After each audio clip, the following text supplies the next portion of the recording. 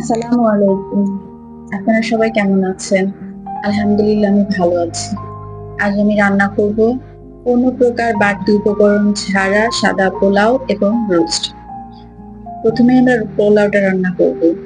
তেল বা ঘি দেব, একটা তেজপাতা দেব, চাল দিয়ে নেড়ে চেড়ে সামান্য আদা রসুন বাটা দেব, পরিমাণ মতো লবণ দেব, অল্প পরিমাণে দারচিনি এলাচ দেব।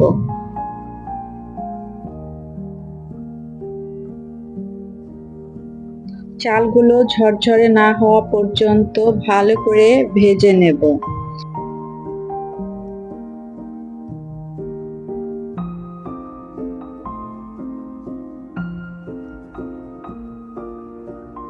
এরপর আগে করে রাখা গরম পানি দেব যতটা প্রয়োজন।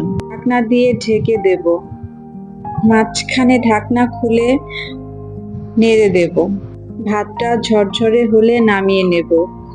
আপনারা চাইলে পেঁয়াজ বেরেস্তা করেও দিতে পারেন।